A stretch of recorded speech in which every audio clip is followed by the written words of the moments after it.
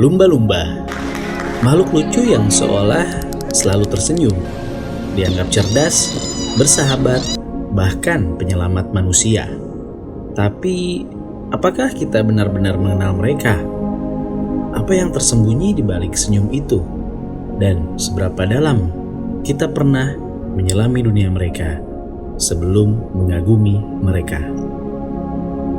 Jangan lupa untuk subscribe channel ini agar channel ini bisa berkembang dan kamu bisa nikmatin konten-konten selanjutnya.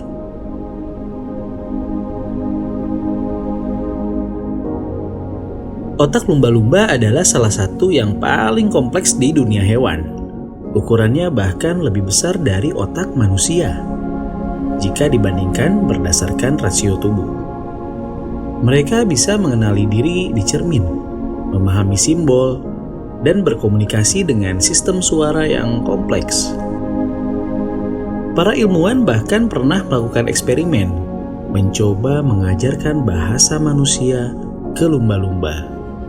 Hasilnya lebih dalam dari yang kita bayangkan. Di balik kecerdasan itu, ada tanda-tanda kesadaran tingkat tinggi. Mereka bisa berduka, bisa trauma, bahkan bisa kehilangan arah hidup setelah kehilangan kelompoknya. Dalam beberapa kasus, lumba-lumba di penangkaran berhenti makan. Mereka memilih mati, bukan karena sakit, tapi karena kehilangan kehendak untuk hidup. Dan inilah yang membuat mereka begitu unik. Mereka tidak sekedar pintar, mereka merasakan.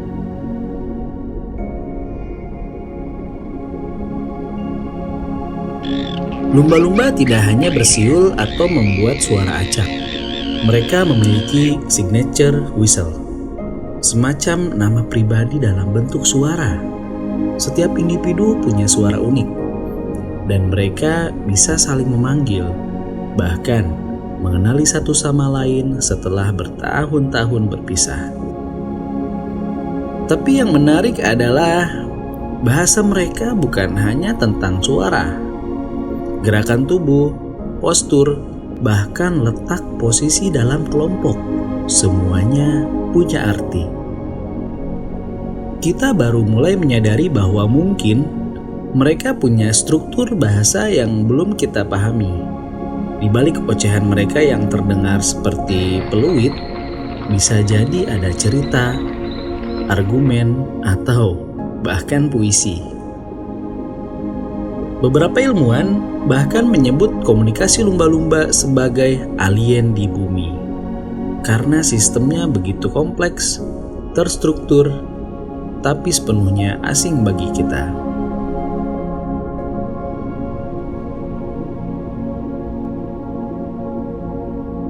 Lumba-lumba hidup dalam masyarakat yang rumit.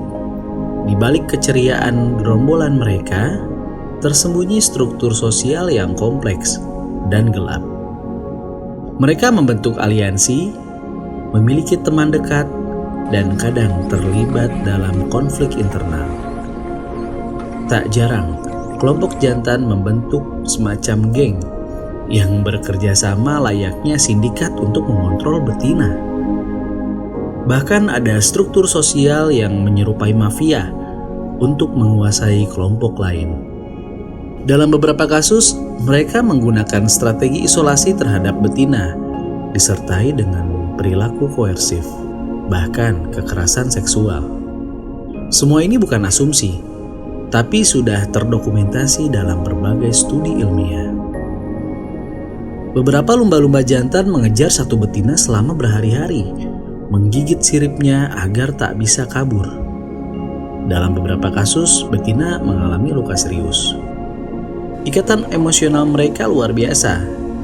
Ibu lumba-lumba bisa membawa bangkai anaknya selama berhari-hari, menolak melepaskannya. Ketika satu anggota diserang hiu, kelompok lain akan datang membantu, bahkan yang tidak punya hubungan darah. Sementara itu, lumba-lumba muda kadang dipaksa menjauh dari induknya lebih awal oleh kelompok dominan. Dalam dunia sosial mereka, ada hierarki, persaingan, dan terkadang kekejaman. Di balik lautan yang luas, ada jaringan sosial yang lebih erat dari yang kita kira. Kita tidak sedang melihat sekumpulan hewan, tapi komunitas dengan dinamika yang kompleks. Dan inilah yang membuat mereka bisa marah, bisa dendam, dan bisa merencanakan.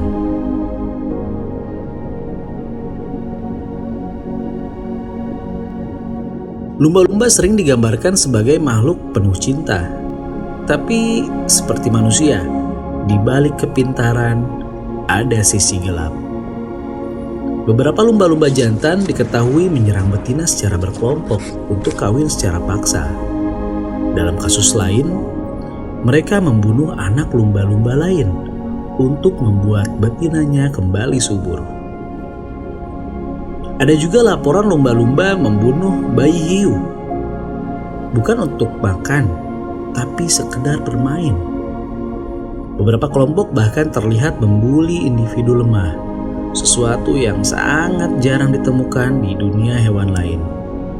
Di balik senyum mereka, ada kecenderungan untuk kejam, manipulatif, bahkan sadis. Bukan karena mereka jahat, tapi karena mereka sadar dan punya kehendak bebas.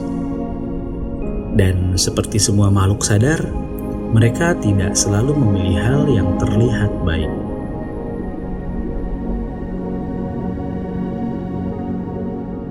Meski cerdas, lumba-lumba tidak kebal dari manusia.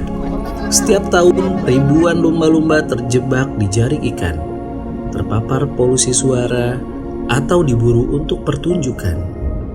Di Jepang, pembantaian lumba-lumba di Teluk Taiji masih berlangsung. Yang lolos dari pembantaian biasanya dijual ke taman hiburan. Dan ironisnya, lumba-lumba yang paling ceria dan interaktif dipertunjukkan justru sering mengalami depresi. Di balik lompatan mereka yang megah, ada tekanan besar dari lingkungan buatan, isolasi, dan kehilangan kebebasan. Suara sonar kapal dan pengeboran juga membuat mereka tersesat.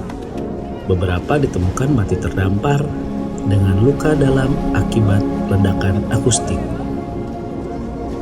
Mereka bisa merasakan, mereka bisa berpikir, tapi mereka tidak bisa memilih siapa yang mengeksploitasi mereka.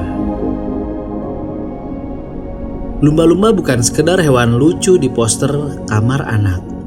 Mereka bukan badut laut. Mereka adalah makhluk sadar dengan dunia batin yang rumit. Di balik senyuman yang menipu, ada otak yang bisa merasa. Ada bahasa yang belum kita pahami. Ada konflik, cinta, duka, dan bahkan kekejaman. Mereka bukan pahlawan, tapi juga bukan monster. Mereka hanya seperti kita. Dan mungkin semakin dalam kita menyelami dunia mereka, semakin kita bisa mengenali sisi terdalam dari dunia kita sendiri.